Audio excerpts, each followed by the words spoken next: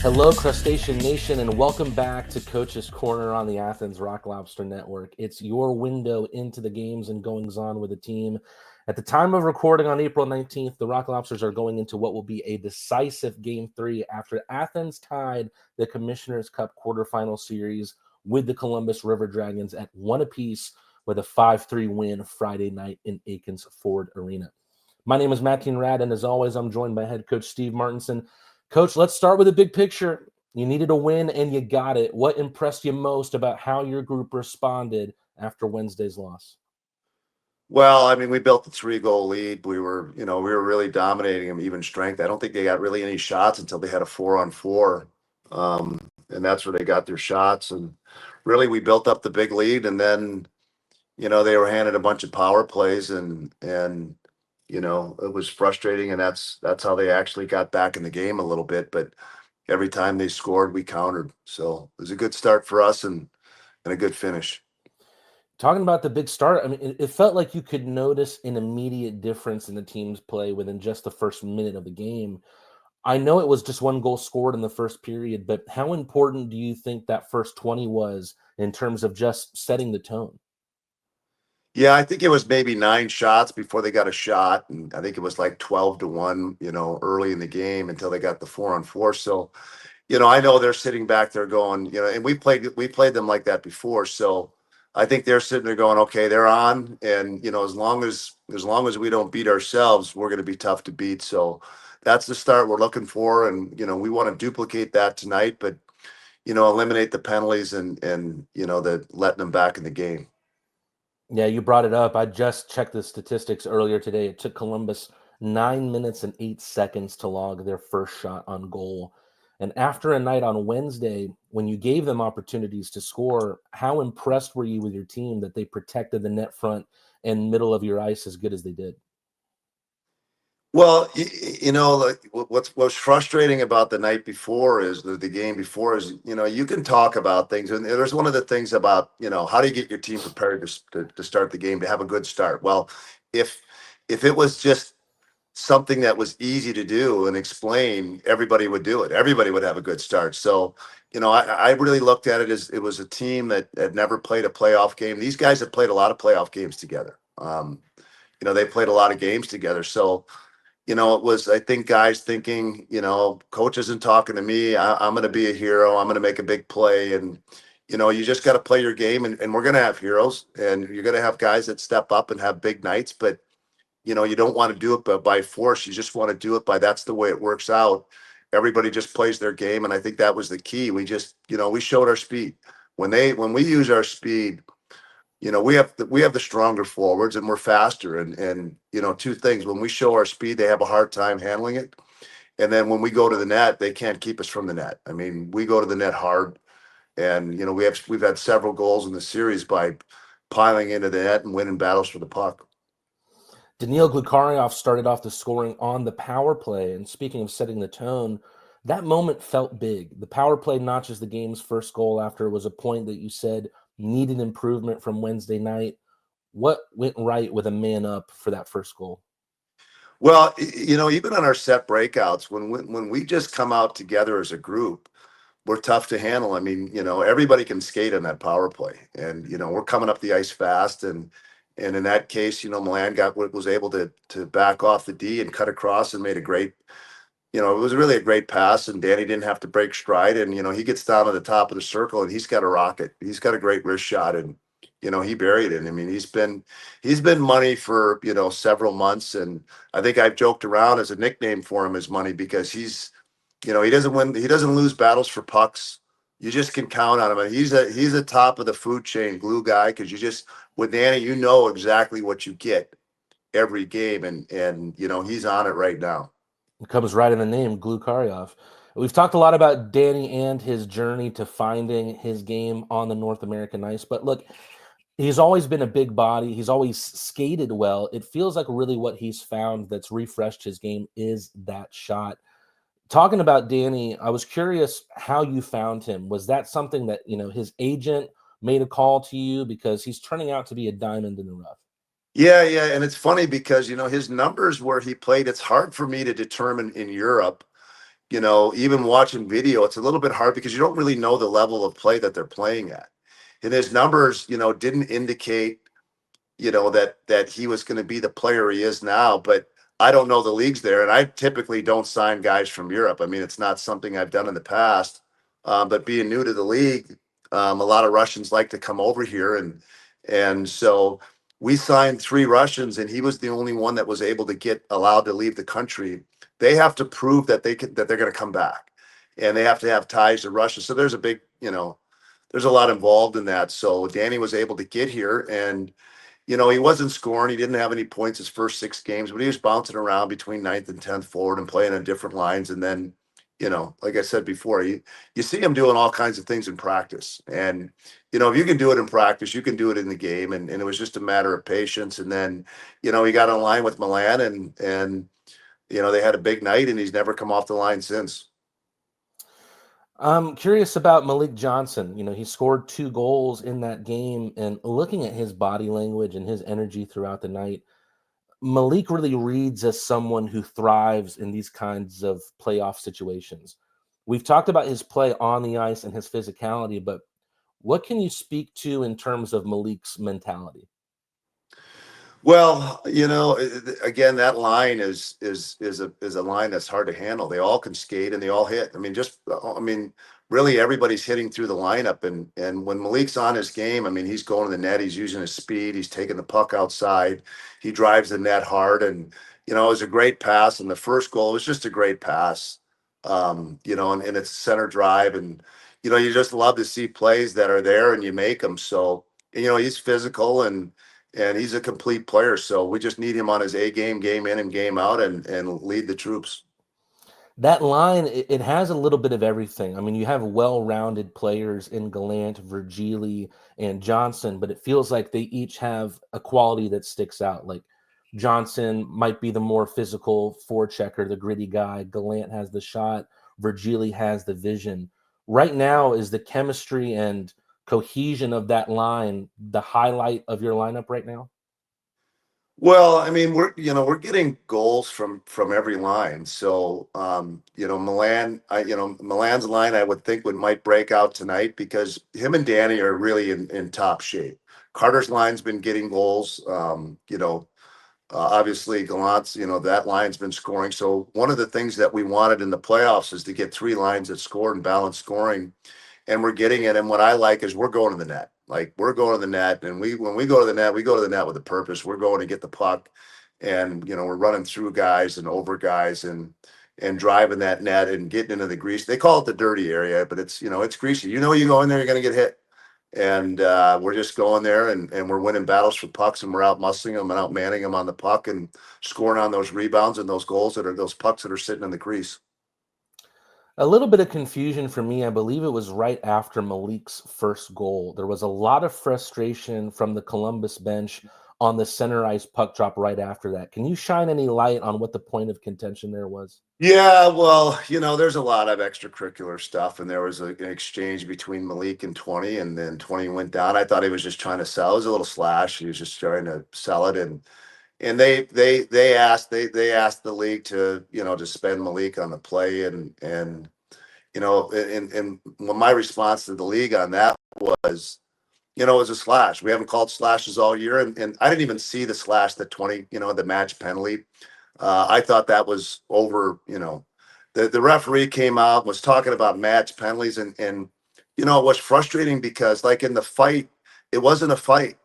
Moore threw 1 punch and Malik threw 2, and they give Malik a 5-minute major for fighting, and it's the playoffs.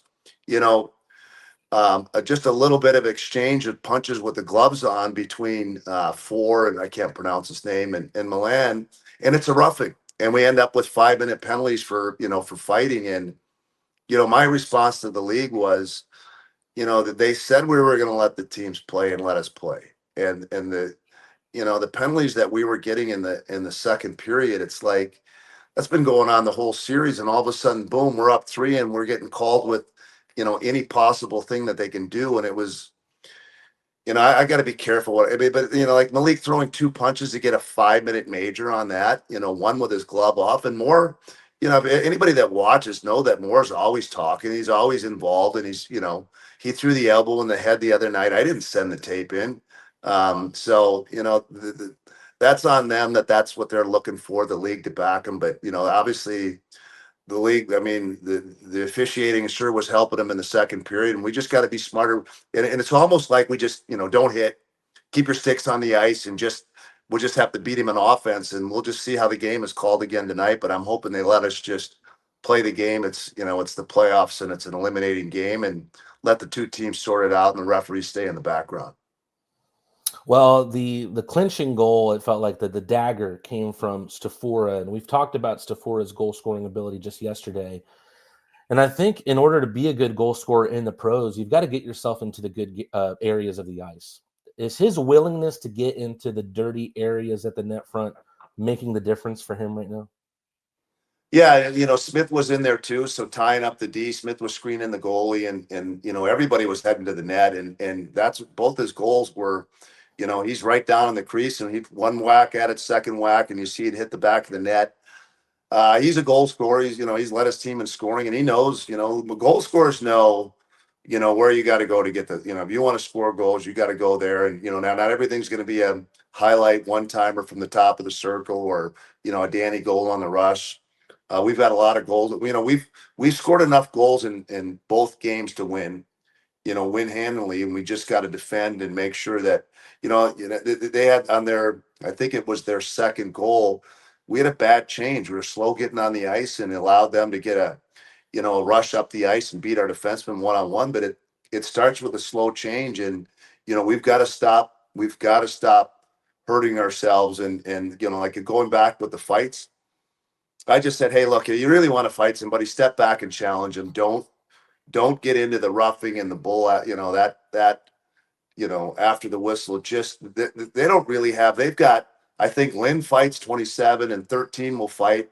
The rest of them just, they really just talk and run their mouths, and typical in the league, and don't get involved with that stuff. Just run right through them, and take that puck to the net, and that's the way we want to play. I have to ask a little bit deeper about Carter Shinkarik. He had a nasty tumble legs first into the end boards.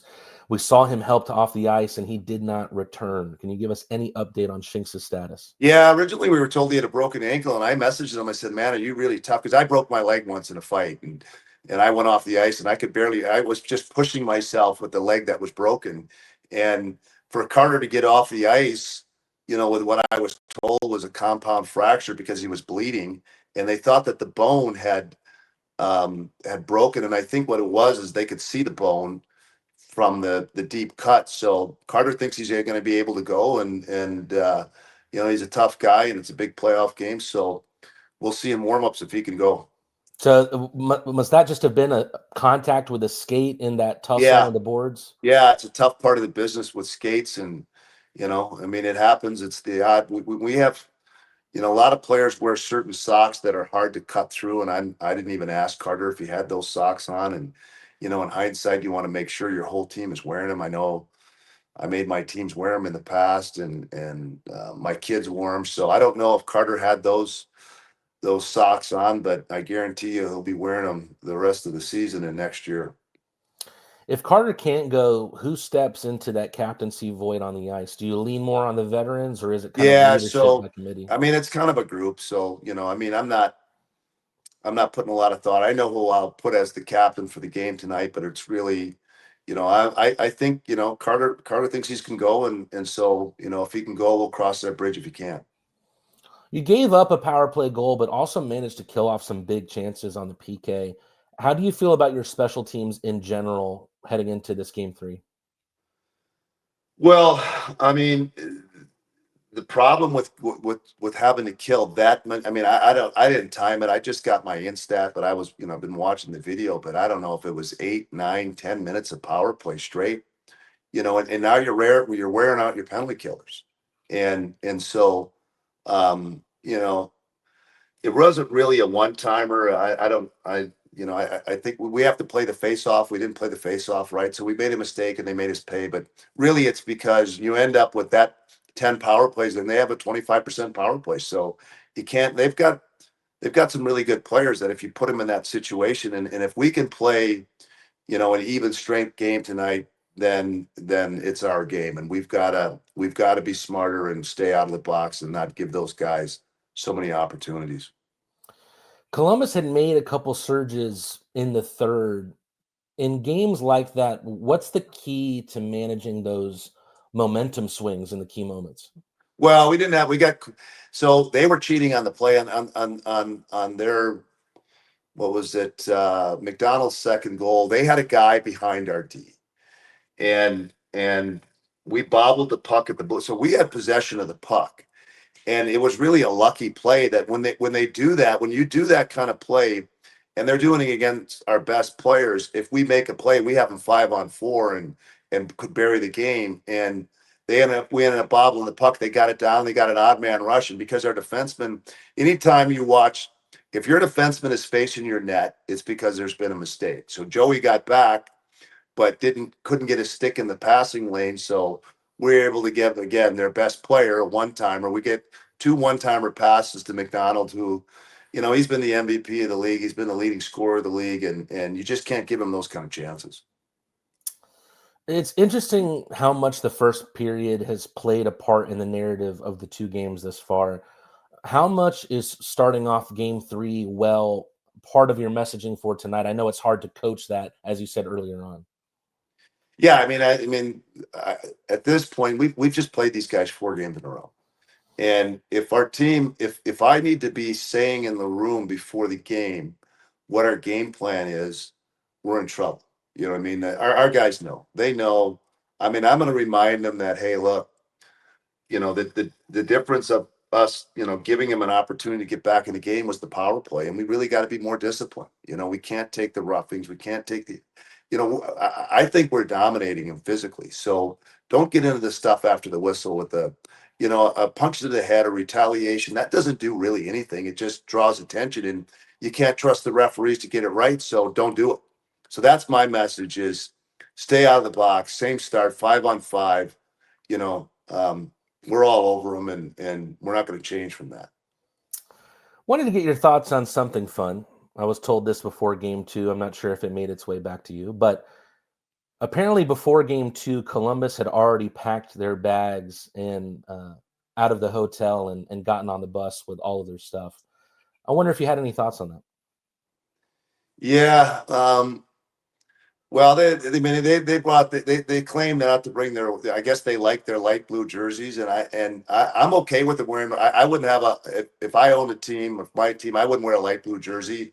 I think in prisons they paint prison. They talked about rooms of painting them, like baby colors, like the light blue and the pink. So if that's the color they want to wear, have at it. They claim to forget their white jersey. They're 2.5 hours away, so they like those jerseys. I like playing a team wearing light blue. Or maybe they use the prison term that we're going to look at them and think we're going to mellow out because it's a soft color. But yeah, they're playing little games, and how they choose. Well, they'll be packing up tonight when they leave the hotel. So it was a day early, and it's not really something I really think about. So. To get a little serious about jersey colors, the deep blues going into that Friday game, I was wondering, like, you've gotten some big wins. Does that ever play a part into the decision of what jerseys If the players if the players want to do it, I'm up with whatever the players want to do on that. I don't. I've said it before. I don't believe in luck. I don't believe there's anybody picking a team at any greater power that cares about a sporting event. You just got to go out and put the work in, and that's what I believe in. Just making your own breaks and getting the job done yourself. So if the players like to wear blue, I like blue. I like the macho colors. So I like dark, and like I said, you'll never see me in control of a team that wears a light blue jersey. I can tell you that right now. Home ice, has its advantages in terms of the home crowd, of course, but you've told us before that the home team has allowed the last change to the starting lineups. How crucial did you feel that was to getting those matchups right in the first period? Well, they did a better job on faceoff, so you'll see their checking line try to come out if if McDonald wins a draw and he's against Milan. But it doesn't matter to me if I play McDonald or if I play Milan against him or if I play Phil against him. So I like to get the matchups but that's what they're trying to do. They're trying to get their checking line out against Milan and so it doesn't matter to me which set of the top two lines we have that plays against them. All in all, Coach, there's one game on the schedule to be played, and it's do or die. Whether it be pointing out the good and the bad from last night, creating a rally cry for your team, calming the nerves. What is your message for the team going into battle tonight? Yeah, I mean, nerves, the thing about that, if you put the work in, and we've got a lot of guys that I think we're in better shape. So I think our top players will be better tonight. I think that the 3 and 4 games is going to hurt their guys that aren't as conditioned as much. So I expect to see, the guys that we have, like our top players can skate and they can play a lot. And I expect this to be in our favor because of the conditioning of our top guys. So we're going to get after it, keep the speed up. And we've learned, I think, a couple of lessons. One was don't give them the easy scoring chances and stay out of the box. We learned that last night. I think you'll see our best game of the series tonight. Crustacean Nation, a decisive game 3 tonight, Saturday at 7:05. Get your tickets at classiccenter.evenue.net now.